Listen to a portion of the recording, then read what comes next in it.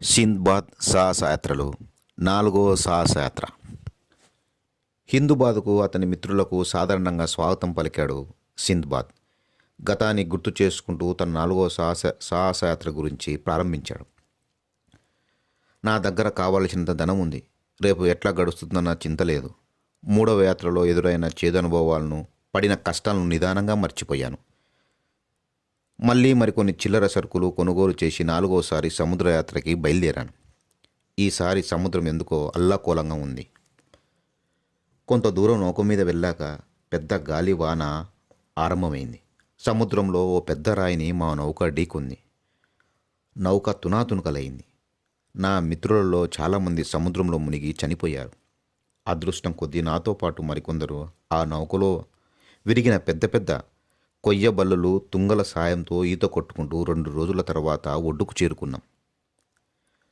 సముద్ర తీరంలో ఇసుక తిన్నెలపై తిరుగుతుండగా దురదృష్టం మరోమారు వెంటాడింది. నరమాంస భక్షకులు కొందరు మాపై దాడి చేశారు. వాళ్ళ స్థావరాలకు వద్దకు బలవంతంగా తీసుకొని వెళ్ళారు. కొన్ని మూలికలు, చెట్లు వేళ్ళు మా ముఖాన కొట్టి వాటిని తినవలసిందే అన్నారు. మా మిత్రుడు ఒకడు భయపడుతూనే తిని క్షణాల్లో గాఢ నిద్రలోకి జారుకున్నాడు. నేను ఆరుబయట ఒక రాయిపై కూర్చొని ఉన్నానంతే. నరమాంస భక్షకుడు ఒకడు పడిపడిగా వచ్చి నిద్రపోతున్న మిత్తుని అమాంతం నమిలి మింగేశాడు. అంత నిర్దయంగా, జుగుప్సాకరంగా మనిషిని నిలువుగా మింగేసిన అతన్ని చూసి నేను భయపడ్డాను. వెంటనే అక్కడి నుంచి పారిపోయి ప్రాణాలు దక్కించుకున్నాను. అక్కడి తీర ప్రాంత ప్రజలు నా కథ విని వారుండే దీవికి తీసుకొని వెళ్ళారు. మరునాడు నన్ను వాళ్ళ రాజుగారి దగ్గరికి తీసుకెళ్లారు. ఆయన నా మీద ప్రేమతో నువ్వు నా అతిథిగా మా అంతఃపురంలో ఎంతకాలమైనా ఉండొచ్చు అని చెప్పారు. అప్పటి నుండి రాజుగారితోనూ వారి మంత్రులు, సలహాదారులతోనూ చాలా సన్నిహితంగా ఉన్నాను. ఒకనాడు రాజుగారు గుర్రంపై వెళ్తుండగా చూశాను. ఆ గుర్రానికి జీను గాని, కళ్ళెం గాని, కాళ్ళ కింద రికబులు గాని లేకపోవడం గమనించాను. ఓ అందమైన జీను కుట్టాను. కళ్ళెము, రికబులు తయారు చేసి వాటిని రాజుగారికి బహుకరించాను. ఆయన చాలా సంతోషించారు. గుర్రపు స్వారీ మునుపటి కంటే చాలా హాయిగా, సుఖంగా ఉందన్నారు. రాజస్థానంలో ఇతర ప్రముఖులు కూడా తమ గుర్రాలకు అలాంటివి తయారు చేసి ఇమ్మని కోరారు. అలా చాలా ధనం సంపాదించాను. రాజుగారి ఆస్థానంలో నేను ఒక ప్రముఖ వ్యక్తిగా గుర్తింపు పొందాను. ఒకనాడు రాజుగారు నాతో, సింద్బాద్, నీకు అందమైన అమ్మాయితో పెళ్లి జరిపించాలనుకుంటున్నాను అన్నాడు.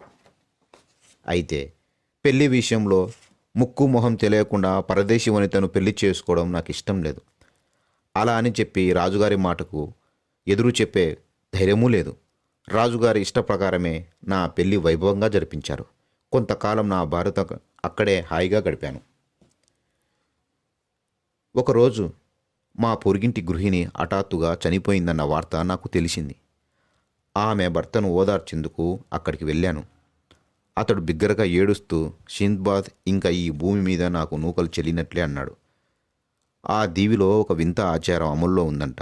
భర్త చనిపోతే భార్యను, భార్య చనిపోతే భర్తను కలిపి ఖననం చేస్తారంట.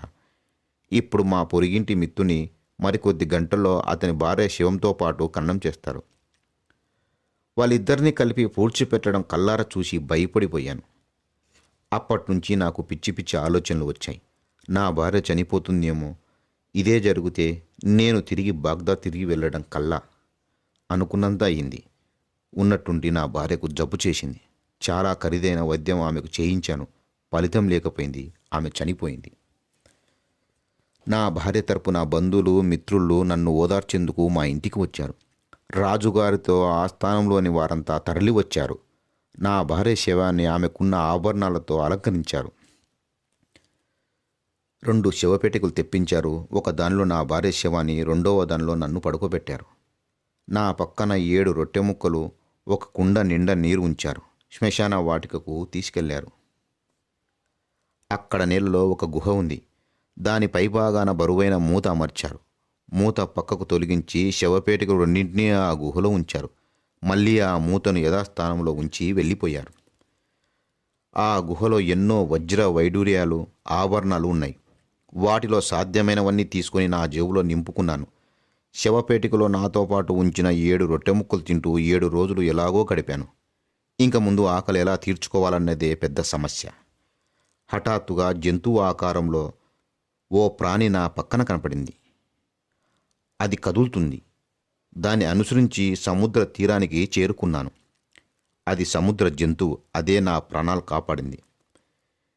ఏదైనా నౌక అటుగా వస్తుందేమోనని వేచి చూశాను. నౌక ఒకటి రానే వచ్చింది.